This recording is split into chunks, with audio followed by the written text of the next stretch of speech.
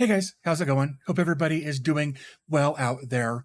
Here on this channel, we've talked a lot about file management systems like everything from like Droppy to Nextcloud and a few options in between. But in this video, I want to show you a different solution that I just recently discovered called XBackBone. So here we are on the XBackBone website. I actually discovered this in my Discord server, so definitely check that out in the links down below if you want to join our Discord server and hang out there. But here we are on XBackBone, and like it says here, it's a simple and lightweight PHP file manager that supports instant sharing tool, ShareX, and Nix systems.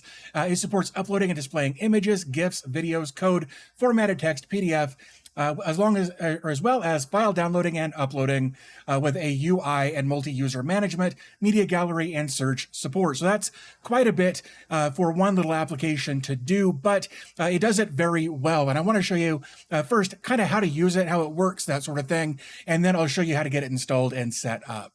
So one of the things that I mentioned in here was that it supports the instant sharing tool ShareX, and that is a third-party application that you would install, say, on Windows. If we come over to here, we can actually see that you can download it probably from four different operating systems. You can build it yourself, it looks like. But if you want to, I guess I will have links to this in the description. So if you decide to integrate this into your workflow, this is actually a pretty cool option to go along with XBackBone. So in order to get XBackBone installed, in fact, we're not even going to go there. Let's talk about how XBackBone works first. So here we are. This is a container that I've deployed in Docker, and you can see that I've got a bunch of stuff in here that, we could just open up.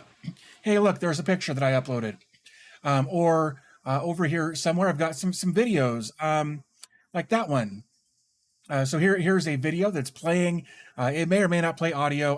The service will play audio, but I don't remember if there's any audio in this video. So here we can see that it is.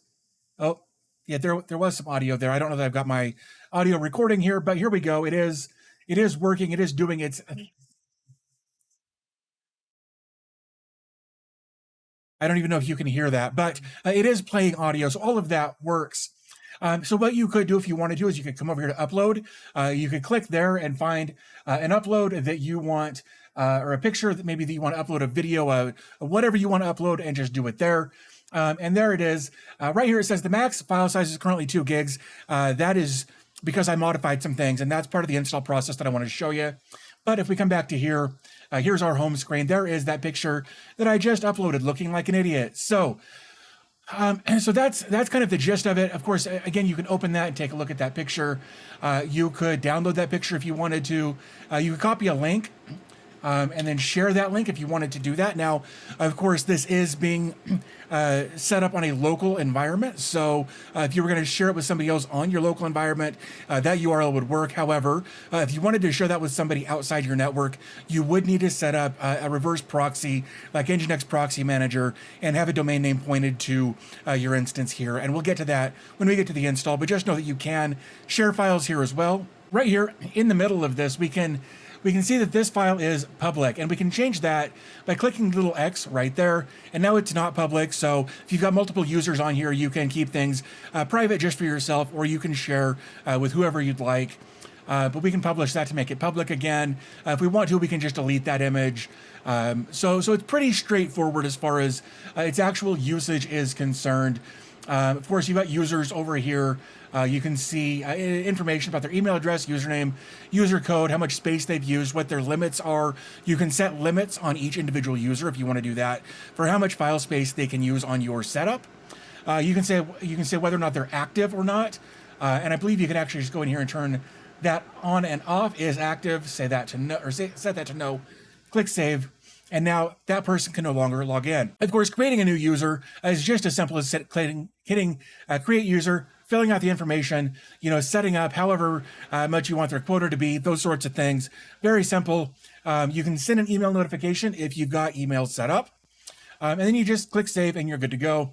So if we jump over here to system, we can see that there are things for registration being on or off. I would probably set that to off. Especially if you're going to have this open to the public or open to the internet, I guess. Auto upload tagging, yes or no. Theme, there are some different themes in here. I'm pretty good with just the default theme, but you can go in there and look.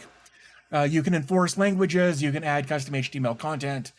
So if you needed to add code for something, you could do that here. Enabling user quotas, you can do that.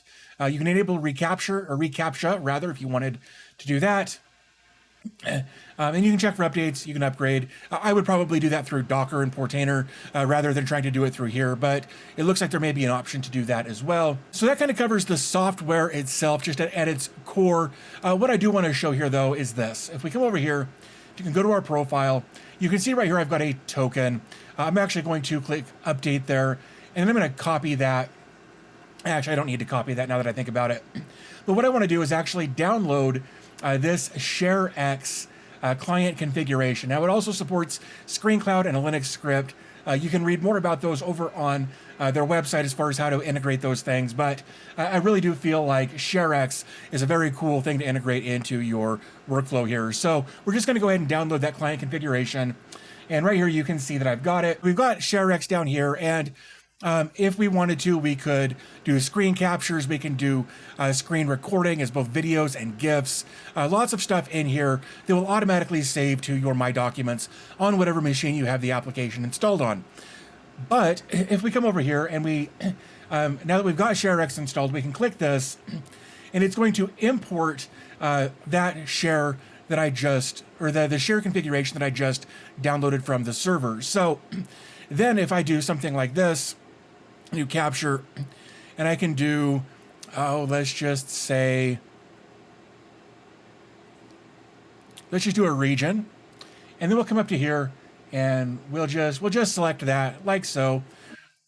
And if we come back over to here, oh, there was something down here I forgot to click. This popped up, and would you like to set that as the active custom uploader? Yes. So now, now let's actually go and try that again. So let's go over here to users again, just for the sake of it. We'll do a region like so, and then we should be able to do this. And then come back over to here, and there is that screenshot that we just took on our local machine because we were able to use the configuration file that we downloaded from here and opened it with ShareX and said, yes, I want to do that in that little dialog window that popped up. And it just automatically uploaded it. So it's a very quick way to share screenshots with somebody who may not be on your local network. So that's just one quick example of how you could do that. You could also, if you wanted to, do something like you could right click, capture, go over here to screen recording, and then say, I just want to share that much of my screen. And right down here, you should be able to see that that is counting. We're at like 4 seconds now. And if I, so anyway, if I just drag, if I just kind of drag this around, we should be able to then click stop, come back over to here, go to our home screen. There's the new video that we just recorded. And right here, we'll give this just a second. And in a second, you should see that window pop up and scroll around. Now, the reason I actually captured that particular image in there, which I'll show up here on the screen, is because, there it is.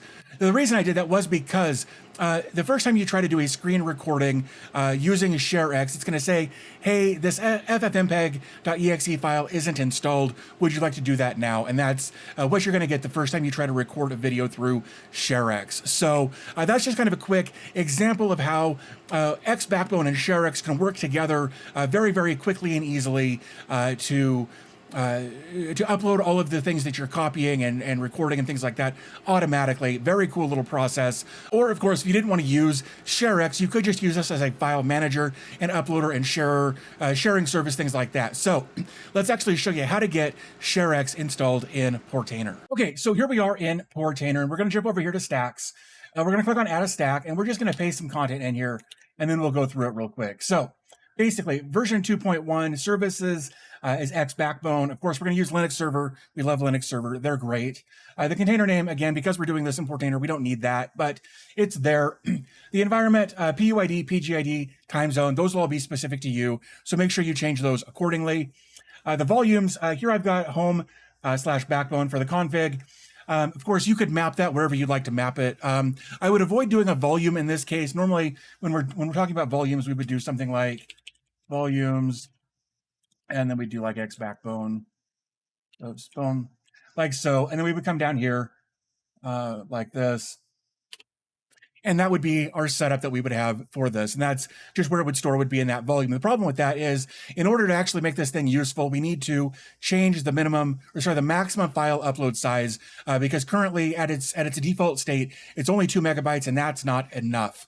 So we're not going to do that. We're actually going to map this volume somewhere specific where we can go in there and modify the files that we need to modify. So below that, we've got some ports, 80 and 443, of course, map those accordingly for your setup. 80 will be your standard. 443 should have a self-signed certificate. So just map those accordingly. And then restart unless stopped. Fairly standard stuff there. Once you've got all of this in here, you can scroll down, click on deploy the stack. 12 seconds later. All right, so here we've got XBackBone up here at the top. And if we jump over to here to click on 8880, so right here is going to be your setup screen. Now, if you were going to set this up remotely to be, myurl.com or whatever, you would put all of that information right here. And like it says, no trailing slash. That'll probably mess up the script on their end. So just something to consider there. I am going to keep this local for the time being. So I'm just going to use this base URL.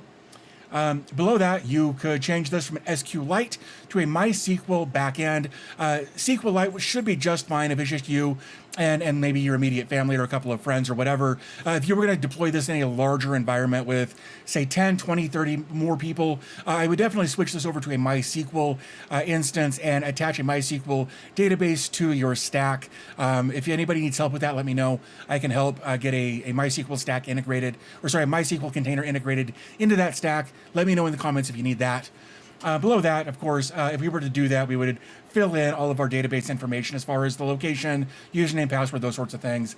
Again, I'm going to use an SQLite. So storage driver will be local storage. You could change this, however, to be any of these other services and then fill in the blanks for any of those services that you wanted to use. Again, I'm just going to use local storage here. And then my admin email address will be, and then a password, and click install. And now we're installed and set up and ready to go, so I can get logged in.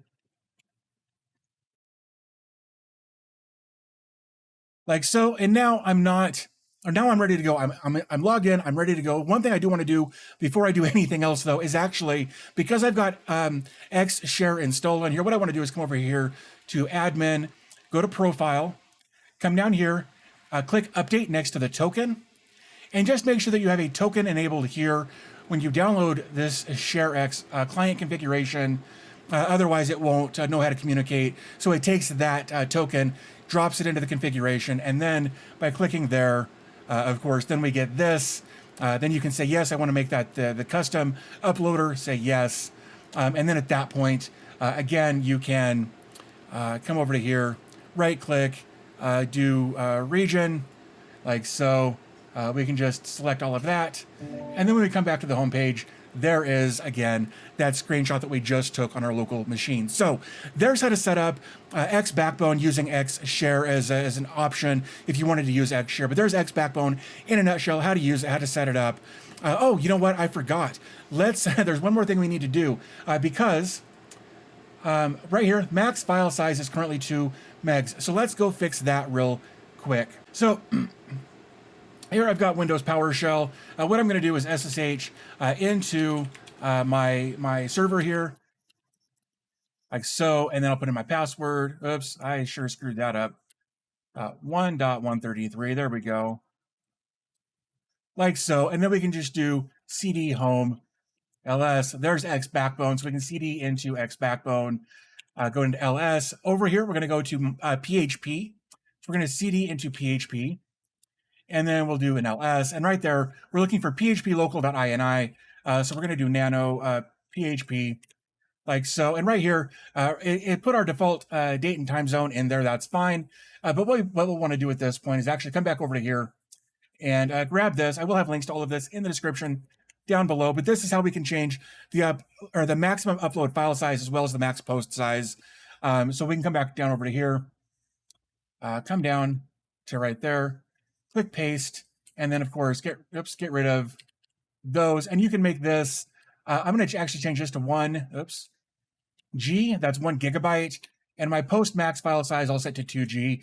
Of course, that's just for local stuff. I wouldn't do that if you were making this available to the general public or to the general internet, I suppose. But you could do this. But like it says up here, edit this file to override php.ini directives and then restart the containers. Now we've got our max file size changed. We can do Control-O, Enter, Control-X, and then we'll jump back over here to Portainer, and we'll come over to here, click there, click Restart. We'll give this a second to do its thing in the background. And then what we'll do is come back over right here and refresh. Now our current max file size is 1 gig versus 2 megs. So there you go. There is how to set up XBackbone with XShare using Portainer in Docker. Again, you could set this up to make it accessible from the internet if you wanted to do that, but that's not what we're going to show in this video. But I think that's going to kind of wrap up everything I wanted to talk about in this video. I do want to give a big shout out to my channel members and my patrons. You guys are amazing. Thank you so much for your support. I really do appreciate what you guys are doing to help the channel. But I think with all that being said, I'm going to go ahead and wrap up this video. As always, thanks for your time. I always appreciate your support, and I'll talk to you in the next video.